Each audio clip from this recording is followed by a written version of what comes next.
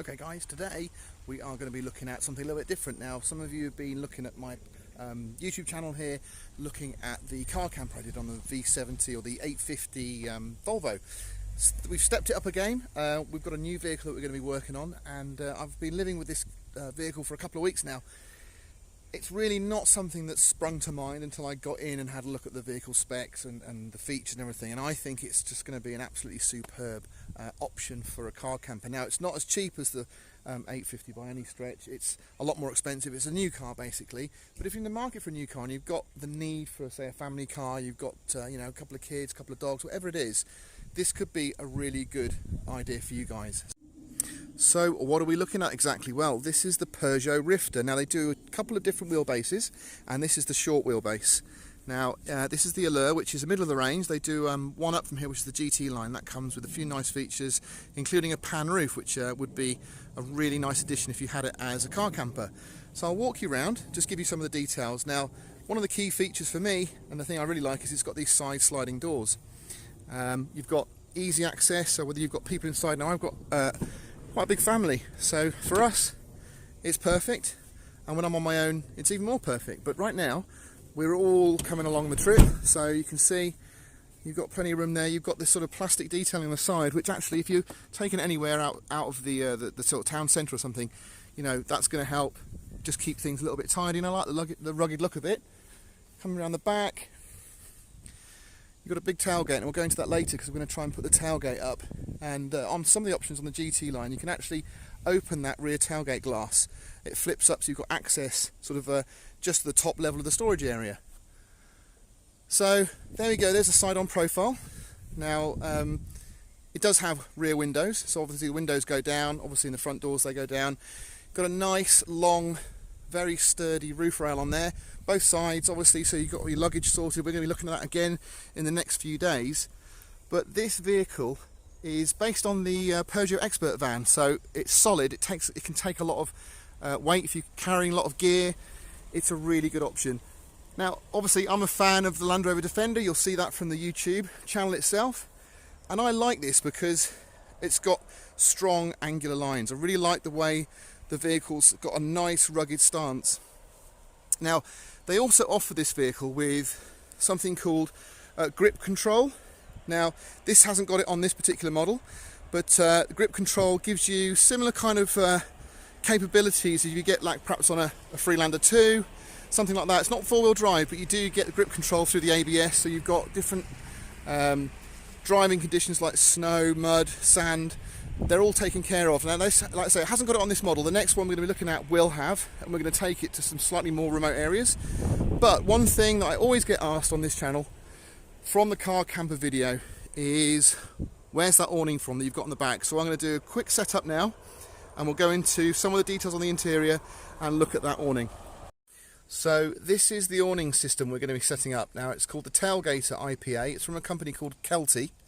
I've not seen them around much, but obviously if you do a little Google search, this is something that's going to come up. It's a fantastic shelter, it really is.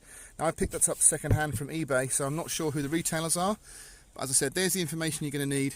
Tailgator IPA, and all the details there for you. So let's get that set up and see if it works well.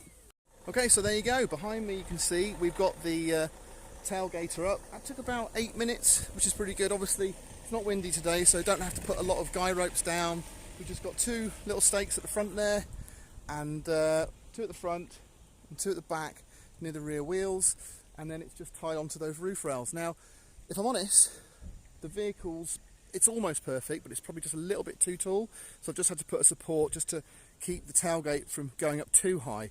Now, you'd think that'd be a problem because obviously you'd be banging into it every time you crouch in, but because the opening for the actual tailgater there itself is quite shallow, when you dip down to get under there, you're under it anyway and you don't bang your head. So it's a really good little system. So I'm just going to run around now and just show you some of the features.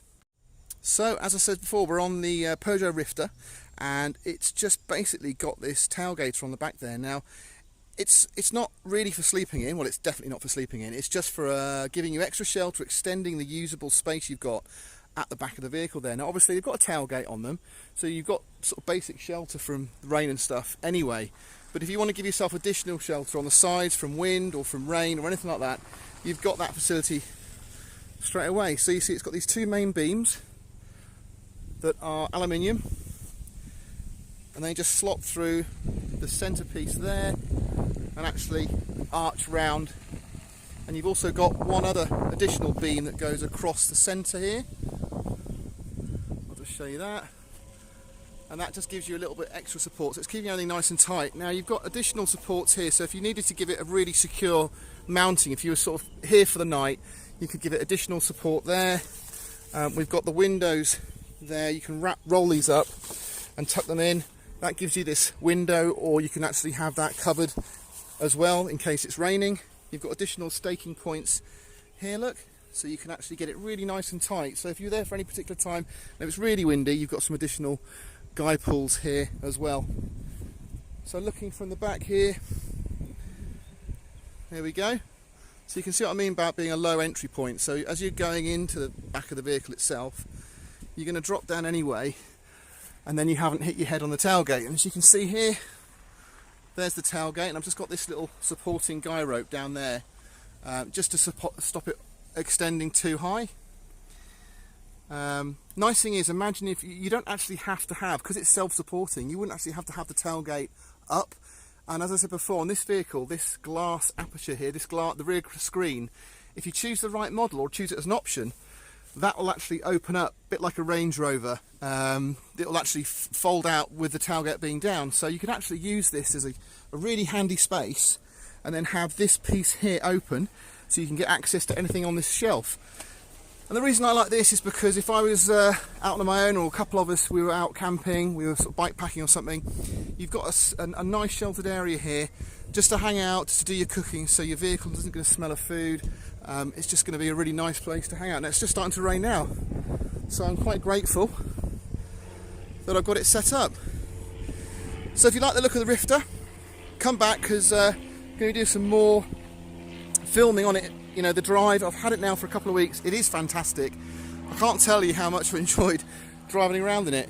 I've got the diesel version. It's a 1.5 diesel, 130 brake. It's a manual, so it's not top of the tree. It's just a basic vehicle, but it's got some great features. So as the rain comes in, we'll call it a day.